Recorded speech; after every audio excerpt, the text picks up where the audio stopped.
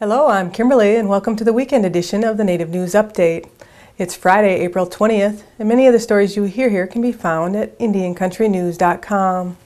And here's the news for the day from the Associated Press and other Native news sources. A fallen Great Falls and Blackfeet warrior has been laid to rest April 18th near his family's home in Browning, Montana. Corporal Antonio C. Many Hides Burnside passed away on April 6th in Afghanistan when insurgents attacked his unit with small arms fire. Corporal Burnside is the first serviceman to be buried on Blackfeet land in nearly half a century.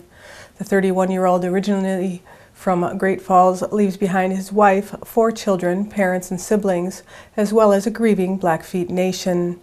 Tribal officials report that from an early age, Burnside was active in Blackfeet tribal life, was a traditional dancer and grass dancer, and participated in Blackfeet traditional ceremonies.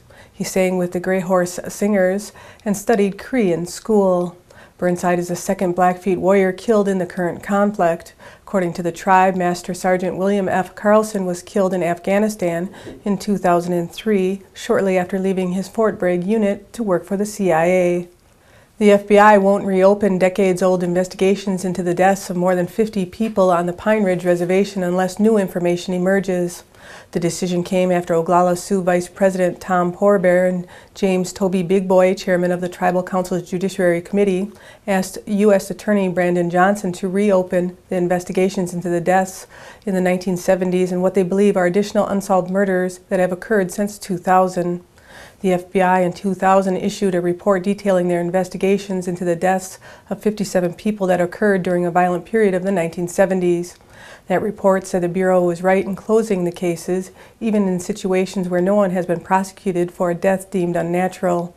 The original list, once containing many additional names, were compiled by the American Indian Movement and legal assistance of the Wounded Knee Legal Defense Offense Committee and were alleged to have been murders committed by the FBI and goons or guardians of the Oglala Nation.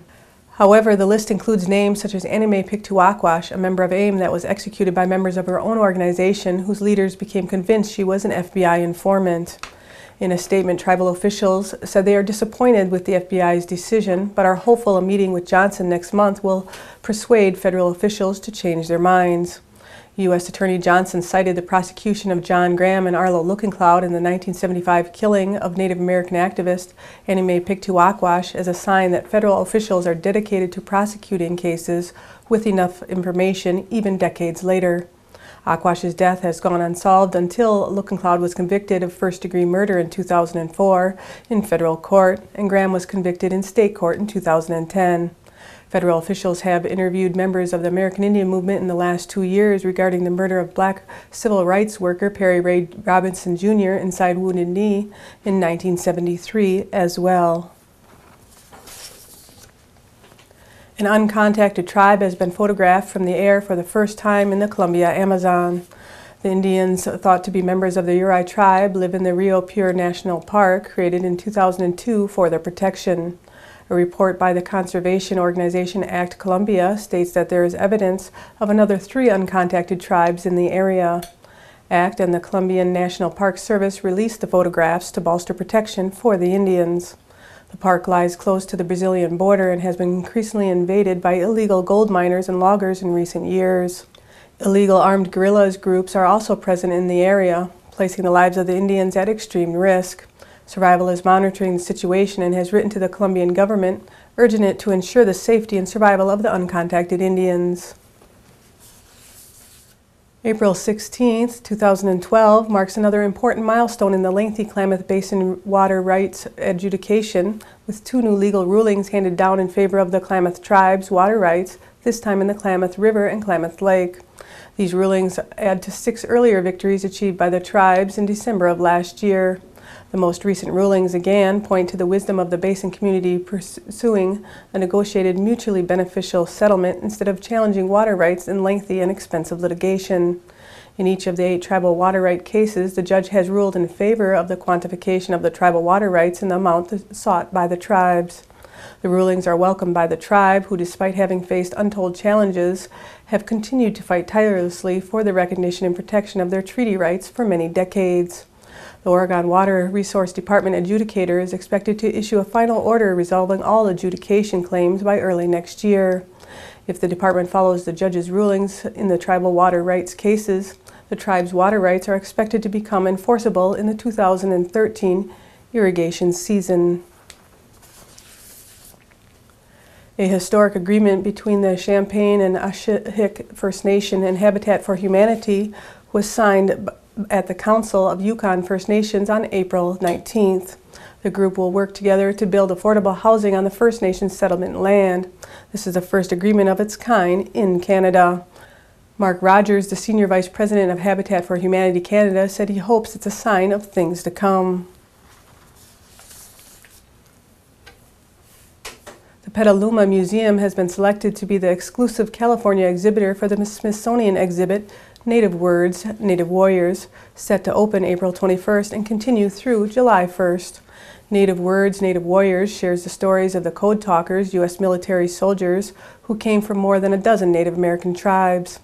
The U.S. military first enlisted American Indians to relay messages in their native languages during World War I, even though the United States did not consider American Indian citizens until 1924. The involvement of the Code Talkers expanded during World War II.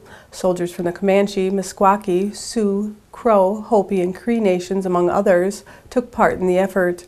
The best known for these projects is the formerly classified Navajo Code Talker program, established by the U.S. Marine Corps in September of 1942. 23 years after the end of World War II, the U.S. government declassified the Navajo and Comanche Code Talker programs and revealed America's unsung heroes. In 1999, the U.S. Army presented the last surviving Comanche Code Talker with the Knowlton Award for Outstanding Intelligence Work. And in 2001, President George W. Bush presented the Congressional Gold Medal to the 4 of the 5 living veterans of the original 29 Navajo Code Talkers. For more information on the exhibit, you can visit petalumamuseum.com.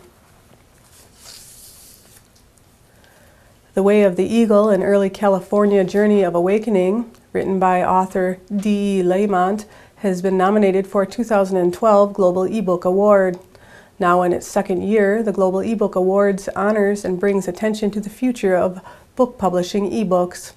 Lamont wished to honor the Tongva and let more people know about them by writing a story about them set in the period before the arrival of the Spanish in 1542.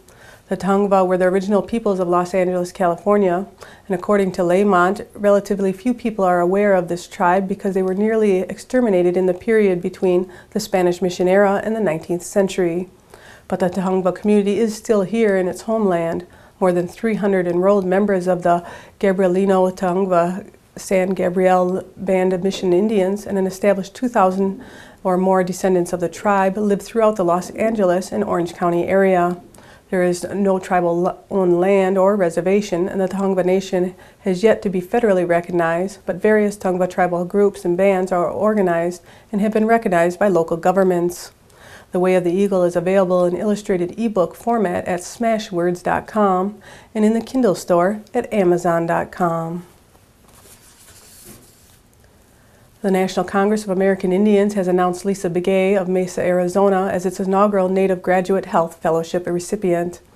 Mrs. Begay, a veteran of the U.S. Navy, is the Navajo dental student at the Arizona School of Dentistry and Oral Health, where she is enhancing her knowledge of dental health to complement her substantial field experience. In its first year, the Native Graduate Health Fellowship is part of NCAI's commitment to equipping the next generation of Native leaders. For more information on the fellowship, you can visit ncai.org. And that's another roundup of news from Indian Country on this edition of the Native News Update. I'd like to thank you for joining me, and have a grand day.